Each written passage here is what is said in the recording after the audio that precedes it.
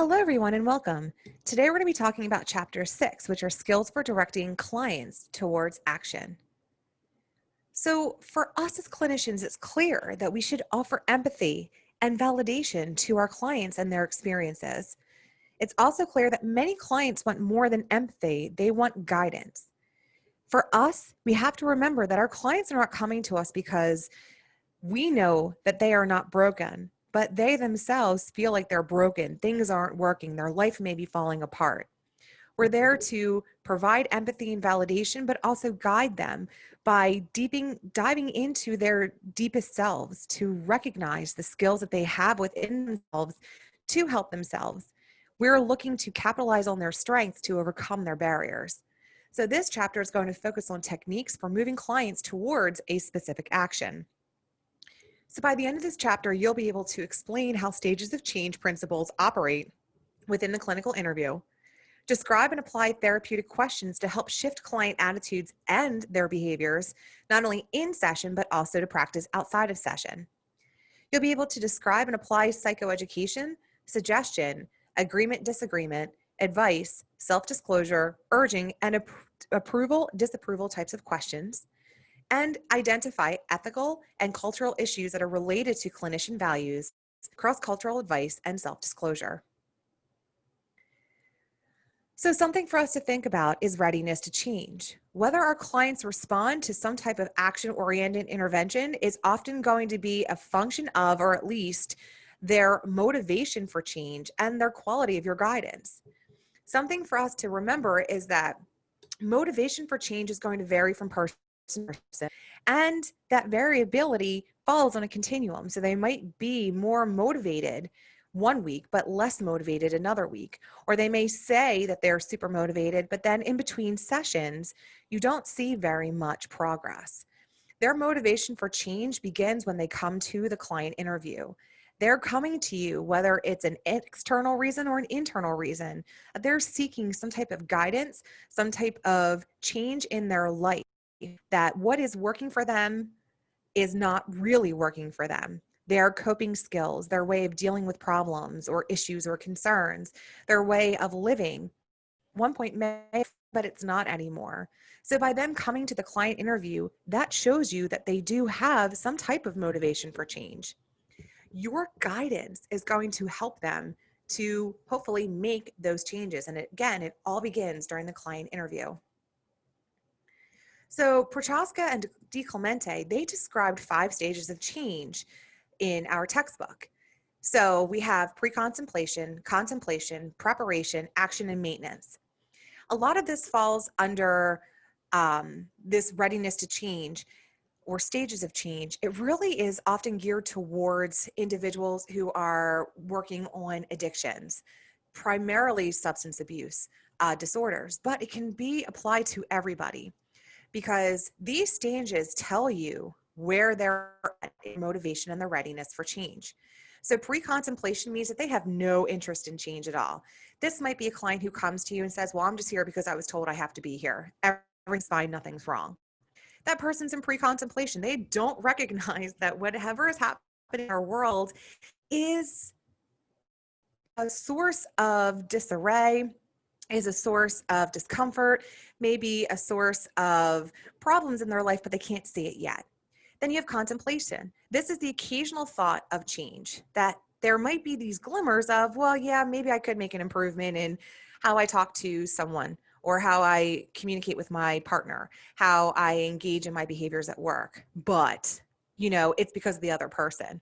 The fact that there's these occasional thoughts of change means that they're in the contemplation stage. Then you have preparation.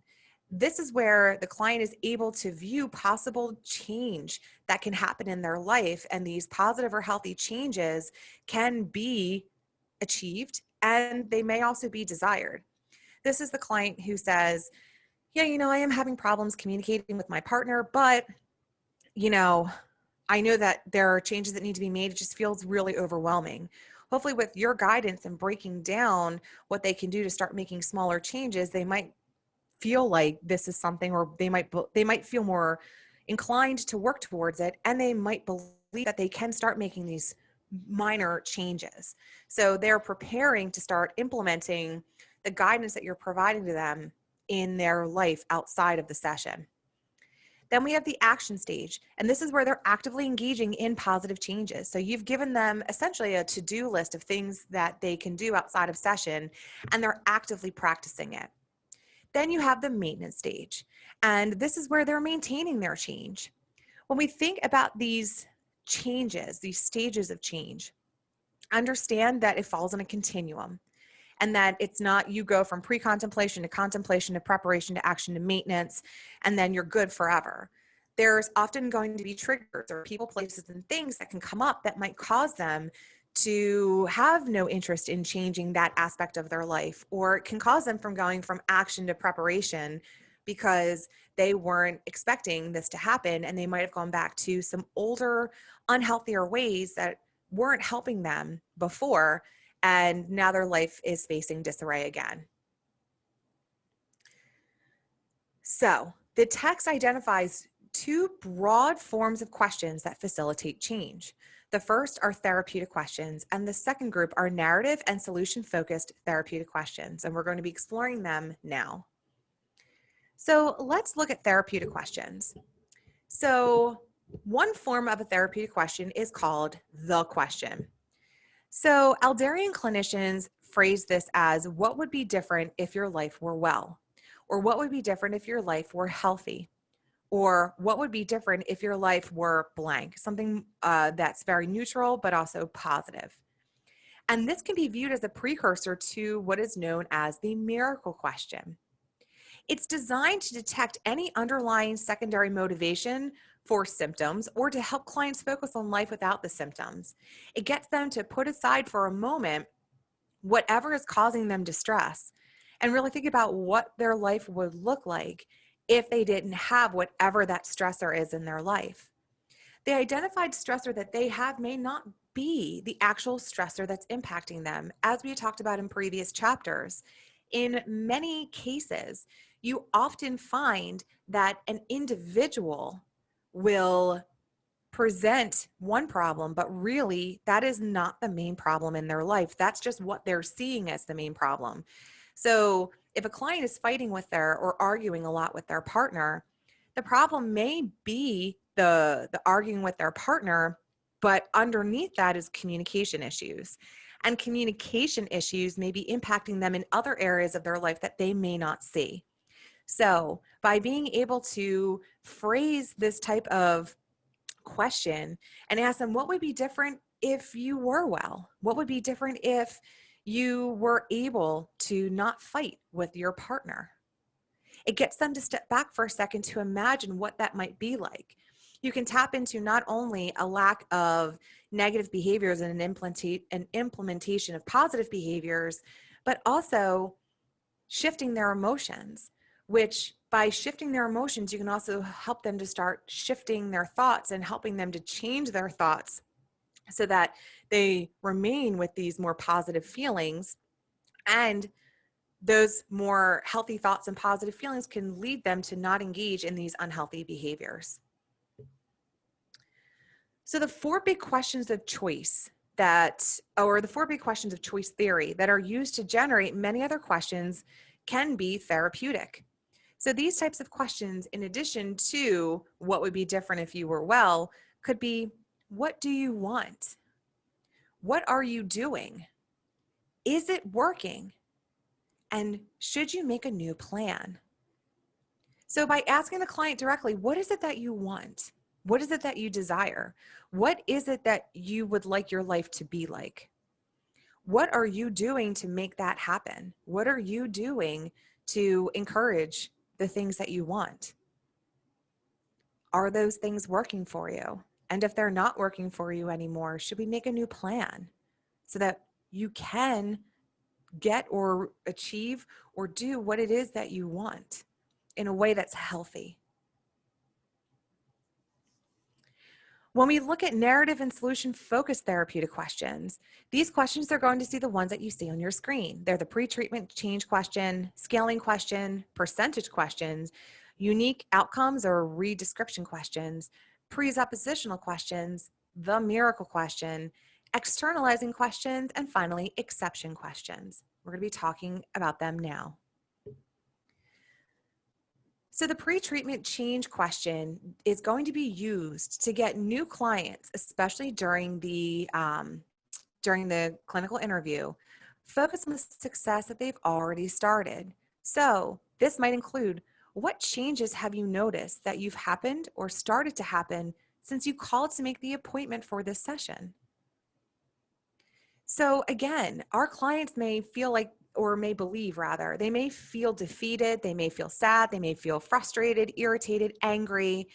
They may feel that they are indifferent, and they may have beliefs that coincide with it. They may believe that their life is falling apart, that they have a belief that they're struggling to get through things, or they might not be able to get through this, that their world is in such disarray, or that they're experiencing such distress that it's hard for them to be able to function. So by asking them, what changes have you noticed? Or what changes have started to happen since you called to make the appointment for this session? That's showing them that they've made an investment into themselves. And by making that investment, that things may start to look up, that things may start to be more positive in their world. If they struggle to be able to answer that question, that's okay. Revisit it at the end of the session so that they can see that, yes, there are positive changes that are happening just by making this call and coming to the session. Then we have what are known as scaling questions. And scaling questions are really great questions to use when we are trying to rate priorities or goals or satisfaction. We're rating problems, coping strategies, successes, motivation for change, safety, confidence, treatment progress, whatever it is. But you are going to do this on some type of numerical scale. So an example of this would be on a scale of 1 to 10, with 1 being the very worst possible and 10 being the very best possible. How would you rate how well you've been handling your anger this past week? It gets your client to think about, for them, where they're at on this scale of 1 to 10. By giving them a numeric scale that can help them to be able to quantify where their anger's at. But it also gives you as a clinician that baseline, not only in the clinical interview, but you can revisit that question in 4 weeks, 6 weeks, 10 weeks, whatever it is for you, but you can revisit that and then show your client, hey, when you came to the clinical interview, you said that your anger was a 2, with 1 being the very worst possible. But after 6 weeks, you're now saying that it's a 5. And that can then lead to other types of questions to show what progress they've made for them to reflect on, to show what's working and also what may not be working. So then you can work on editing your treatment plan and goals as a result.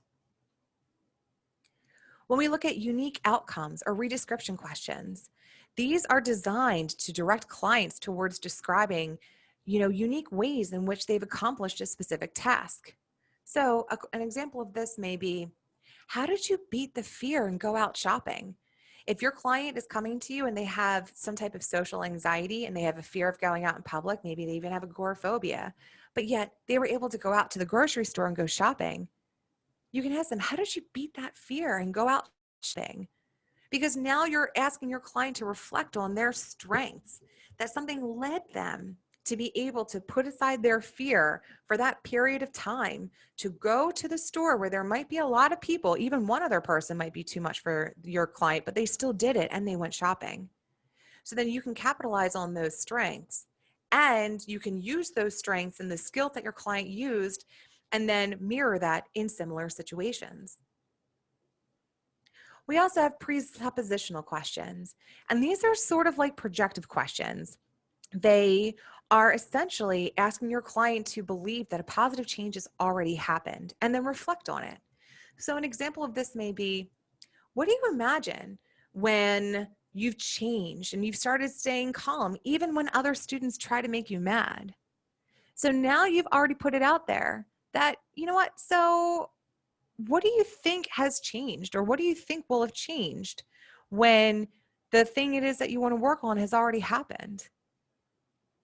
You get them to think about all the things that might lead them towards that positive change, because you're already putting it out there like, hey, you know what? Let's imagine this has already happened. So what will let you know that this has happened? And then you start backtracking, and that then helps you with that treatment goal and with the steps towards the treatment goals. Because then you can tell your client, you know, okay, these are some things that we may consider working on. Let's break it down. And then you break those things down into more manageable steps. And again, remember, it's a co-collaborative experience. So then you have the ability to utilize your client's strengths and find something that they themselves want to work on with you. And together they can make those positive changes. We also have the miracle question. And this is a form of a presuppositional question, but it's the most famous of solution-focused therapy techniques. And the question goes like this. Suppose you were to go home tonight, and while you were asleep, a miracle happened, and this problem was solved. How will you know the miracle happened? What would be different? By giving them that, it gets them to think about what it is that would help them to know that this miracle happened, and it would get them to start thinking again, as a form of a presuppositional question, to think about all the things they would notice. That helps you in coming up with the treatment plan, the treatment goals, and the steps towards those goals. It also gives your client something that might be a goal to work on, because it helps to alleviate some of the potential other stressors that are in their life. And then you get to bring that up with them, like, hey, you had said that if you were to go to sleep and you were to wake up and you weren't angry anymore, that you wouldn't have as much tension in your shoulders. So talk to me about how the tension's been in your shoulders recently. And then they get to reflect on this and really get to see in other ways how their thoughts and or feelings and or behaviors have now shifted, and they're working towards this goal, and this goal is starting to be achieved. We also have externalizing questions, and these are designed to place the cause and presence of negative symptoms outside of the self.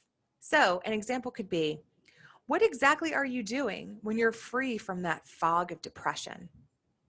So it gets them to think about, you know, when we no longer have this, what would that look like? And how would they experience that?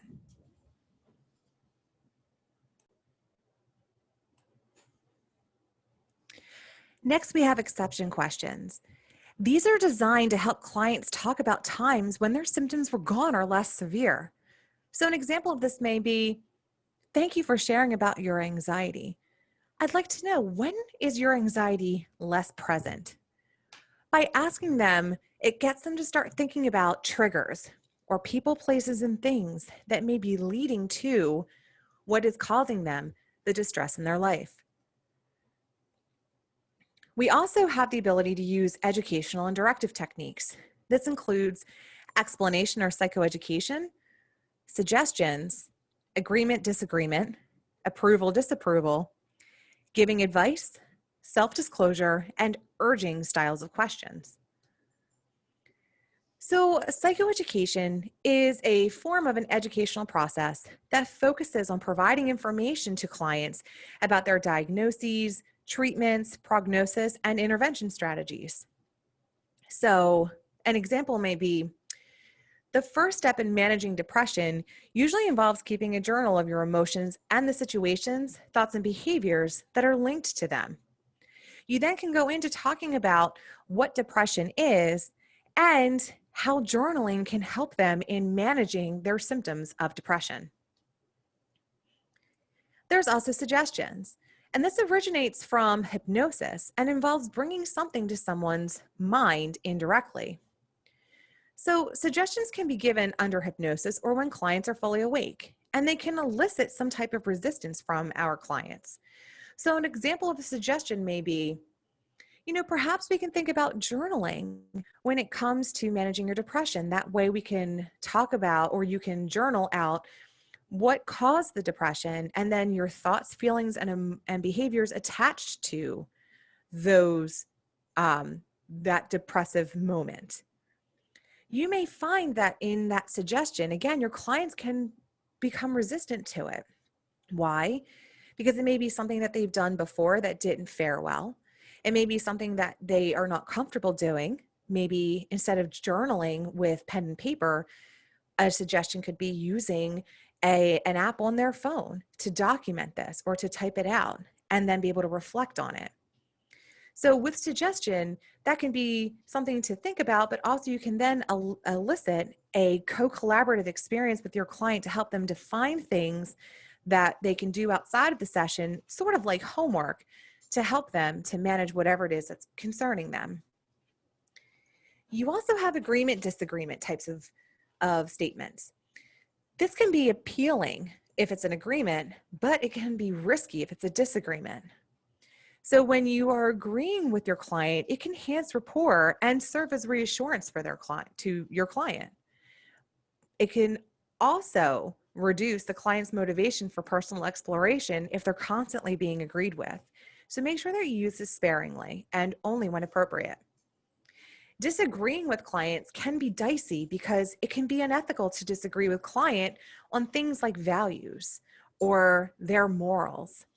So for us, it's important to remember when you have agreement, disagreement types of statements that you sort of check with yourself to make sure that you are not experiencing countertransference.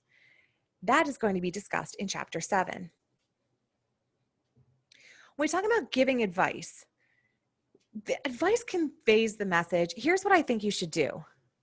Many people want advice, but they also are resistant to it. Just because you did it a certain way doesn't mean it's going to work for them. Before you give advice, make sure that you check to see what the client has already tried, because you don't want to offer advice that has not only not worked for them, but might be something that could become harmful to them. When it comes to advice, remember that the session is not about you, and that what you may do is not something that your client would do. And it's okay to not do It's okay for clients to not do the same things that you would do, and it's okay for you to not do the same thing that your clients would do. When it comes to advice, it's important to make sure that the session is about them and that you're not engaging in countertransference when giving advice. So again, I would leave this to something that may be used extremely sparingly. In addition, when it comes to giving advice, it's also important to remember that you can offer guidance, but by giving advice, you are setting an implication that they are broken and that your thoughts and your behaviors and your attitudes about those behaviors is what's going to quote unquote fix them or quote unquote save them. And that's not what this is about. It's about finding the strengths within themselves to help themselves. Now we have self-disclosure. So when it comes to immediacy, self-disclosure allows you to incorporate nearly any technique, but it can also be used by itself to share personal information.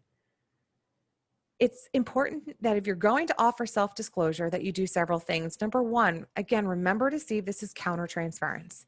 Number two, to do a check-in after you give self-disclosure.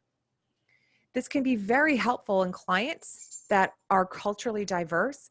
But again, you want to make sure that the session does not become a reflection of you if you're giving too much advice or if you're just self-disclosing too much, because then you take away from the client's experiences or the clients begin to internalize your experience. And then they may become confused, frustrated, irritated, agitated, and may not even come back. Self-disclosure is a technique that I wouldn't suggest doing right away. And to also talk with your supervisor, like with advice or like with constant disagreements or any type of disagreement with your client, I would check in with your supervisor first to see if it's something that's appropriate or if it's bordering countertransference. We talk about urging. This is sometimes used by interviewers to engage in specific behavior. And it's most appropriate in crisis situations, but even then it can be inappropriate or unhelpful. When we think about urging, this is where you might be really strongly encouraging your client to not engage in a behavior or to not follow through with something that's unhealthy for them. But if you push too much without having rapport build, then it can actually cause your client to possibly not return and engage in that behavior to such a degree that it could cause harm or even death. When it comes to urging, it's really important for us to remember that we can encourage our clients to do healthier behaviors, but if they don't have the skills or the capacity to utilize those skills, or if they're in a state of crisis, it might be more difficult for them to be able to do things. So when it comes to urging, do it in a way or utilize it in a way that is going to be healthy for your client. So again, if your client's in crisis, as an example, rather than telling them, I really urge you to not do drugs, well, that might be hard for them to do. So you might be able to say, when you're feeling, when you're feeling like you want to use, let's come up with a plan on what we can do. Here are some phone numbers that you can call, or here's a free text service, or here's a free online service that you can utilize with trained volunteers in order to help you to work through it. What might it look like if we were able to do that and then you didn't utilize the substance or you didn't engage in self-injurious behaviors? When we think about approval and disapproval, remember this is strictly tied to your judgment. It can be really unethical, especially with culturally diverse clients, so be very careful in doing approval and disapproval types of statements. Rendering favorable or unfavorable judgments about client behavior can be powerful, but it can also drive your client away. And if your client is feeling like they're being judged, then they may feel less of themselves.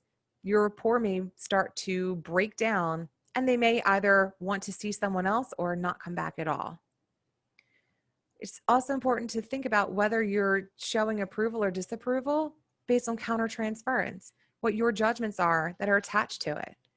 So the best thing to do is, if you feel like you want, or if you believe that you want to say that you approve of something or disapprove of something, think about the language that's attached to that. There's other ways that you can convey a celebration of doing something that is healthy rather than using the word approval. When it comes to working with ethnically and culturally diverse clients, remember you need to check your stuff at the door, because your values, your attitudes, and your beliefs may actually contradict what your client's attitudes, values, and beliefs are. And that what you may be offering them could actually put them into harm's way.